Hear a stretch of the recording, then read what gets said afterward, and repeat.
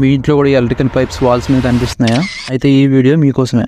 Welcome to 5 electrical tips in interior series లో day 1. అయితే last time మనం చేసిన interior tips in 10 days series లో మంచి రీచ్ ఇచ్చారండి. Thank you so much. అయితే నేను కొన్ని హౌసెస్ చూసానండి.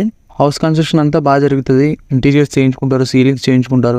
అయినప్పటికీ ఈ పైప్స్ అనే హాల్లోనో లేదంటే ఎక్కడో బెడ్రూమ్ లోనో లేదంటే బాత్రూమ్ మీదో ఇలా కన్ఫ్యూజ్ చేయకుండా ఇలా పైనుంచి ఎలక్ట్రికల్ పైపింగ్ అనేది రన్ చేస్తుంటారు. అయితే దీనికి రీజన్ వచ్చేసి వాళ్ళ హౌస్ యొక్క ఎలక్ట్రికల్ ప్లానింగ్ అనేది కరెక్ట్ గా చేయకపోవడం వల్ల ఇలా జరుగుతుంది అనమాట. ఎప్పుడైతే మనం హౌస్ డిజైన్ చేసుకుంటున్నామో అప్పుడే మన ఎలక్ట్రికల్ ప్లానింగ్ కూడా మొత్తం చేసుకుని ఉండాలి. ఏదైతే మనం 2D లేఅవుట్ లో మొత్తం డిజైన్ చేసుకుంటామో అందులోనే furniture layout, electrical planning, interiors, appliances ఎక్కడ పెట్టుకోవాలి, టీవీ యూనిట్ ఎక్కడ వస్తుంది, అన్ని కంప్లీట్ గా ప్లానింగ్ ఇచ్చుకోవాలి. సో దాన్ని బట్టి ఏంటంటే ఎక్కడ స్విచ్ బోర్డు ఇవ్వాలి, ఎన్ని లైట్స్ వస్తాయి, ఎన్ని కంట్రోల్ స్విచ్ బోర్డులు ఇవ్వాలి, ఇదంతా మనం అప్పుడే మనం ప్లాన్ చేసుకుంటాం. ఎప్పుడైతే ఆ ప్లానింగ్ కరెక్ట్ గా ఉండదో ఇలాంటి ఎక్స్టెన్షన్స్ తీసుకోవాల్సి ఉంటుంది అనమాట. ఏ స్విచ్ బోర్డు లో ఎన్ని లైట్స్ వెలగాలి, ఏ స్విచ్ బోర్డు లో ఎన్ని ఫ్యాన్స్ తిరగాలి, ఎక్కడి నుంచి దీన్ని కంట్రోల్ చేయాలి, ఇదంతా ముందే మనం ఎలక్ట్రికల్ ప్లానింగ్ లో ప్లాన్ చేసుకోవాలి. మీకు అర్థమయ్యేలా రఫ్ గా ఒక బెడ్రూమ్ ప్లాన్ తో మీకు ఇది ఎక్స్ప్లెయిన్ చేస్తాను.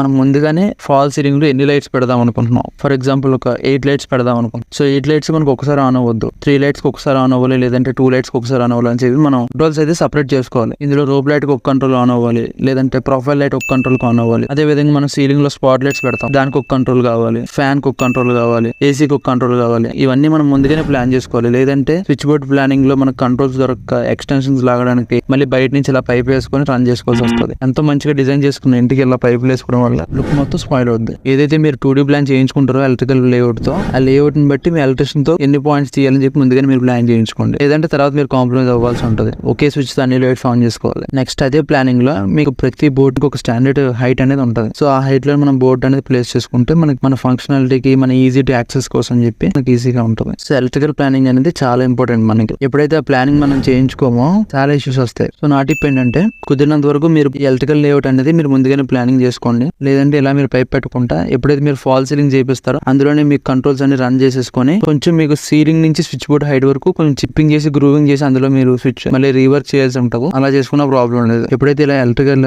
వైరింగ్ అనేది ఓపెన్ గా ఉంటుందో అది సేఫ్టీ వైజ్ కూడా మంచిది కాదండి. సో మాక్సిమం కన్సిడర్ చేసుకోవడానికి ప్రిఫర్ చేయండి. Thank you. Follow space for interiors for more interior tip videos.